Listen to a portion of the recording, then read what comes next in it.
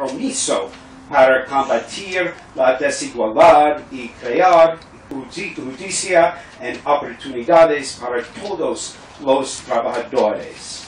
Yes.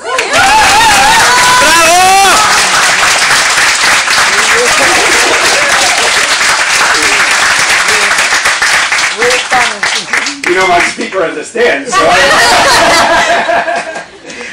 So may this center continue to grow and thrive in the years to come, and may the city and our new city leadership continue to see the value in what is being done here. That is my hope, and that is my dream. Thank you all for sharing this special celebration with us. And now it is my pleasure to introduce someone who has done so much in her career to protect and promote the benefits of immigrant workers and their contributions. I am so proud to call her my speaker, your speaker, the first Latina ever to be elected Speaker of the New York City Council. Ladies and gentlemen, City Council Speaker Melissa Mark Vivarito.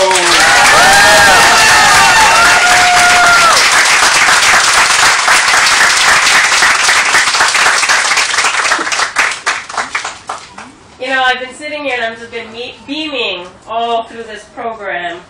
I mean, this is what makes, you know, our job so fulfilling, is when we are able to really work to empower members of our community that have been extremely marginalized and disenfranchised, who are our family members, who help make this city run, who make the economy of this city thrive.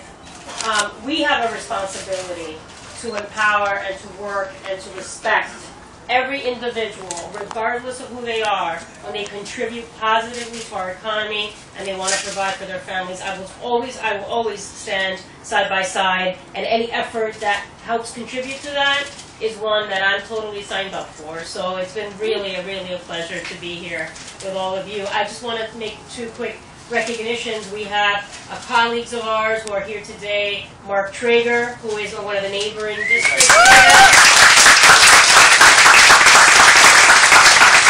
And Carlos Menchaca, who is a member of the council, the chair of the immigration committee. And I have to say that, you know, I came and did a tour. Mark invited me to tour his district, but he brought me here, and we reached out to Vinny, and Vinny represents this part right here, but he told me a little bit about this day labor center, and he told me about the history of it, and I was so impressed, and really didn't understand your commitment and what your vision was, and that it's been fulfilled 12 years later, and being able to continue to provide and bring unity to this community also is really stellar. Obviously, it's a model that we need to replicate more and more across the city. And I really would love to see how, as a council, we can engage in having more of these centers around. I really want to recognize...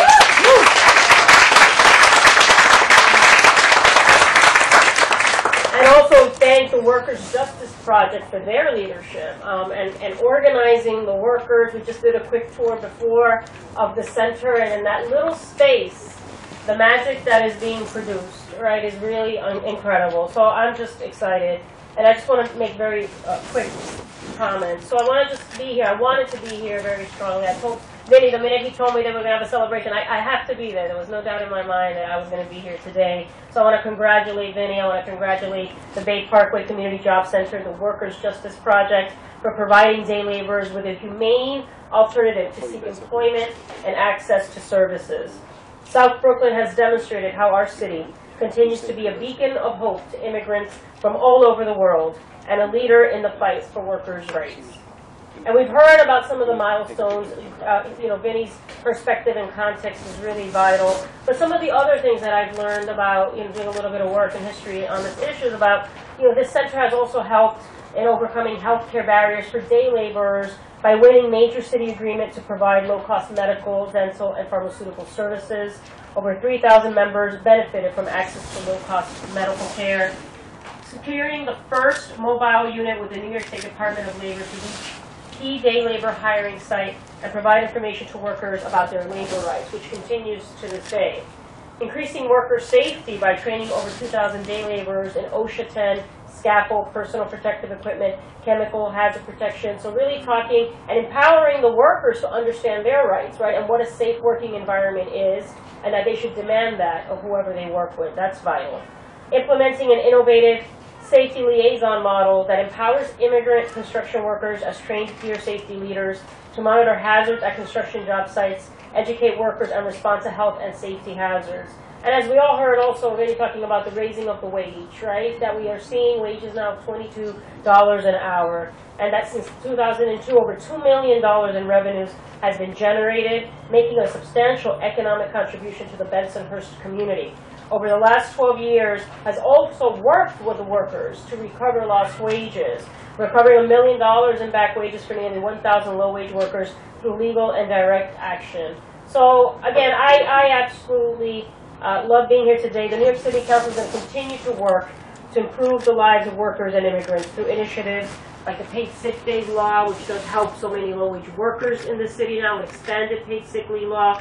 Now we've introduced our municipal ID program yesterday, which we're very excited about under the leadership of the chair of our immigration committee, Congressman Tata. Very exciting. And so, you know, we're gonna continue to be allies and work with you. And as I mentioned, I do have a commitment to see how we can expand this. I'll say a few words in Spanish, and then I do have a proclamation that I want to share. Este es un gran día en celebrar estos 12 años de este centro, estar aquí en esta comunidad. Un centro que organiza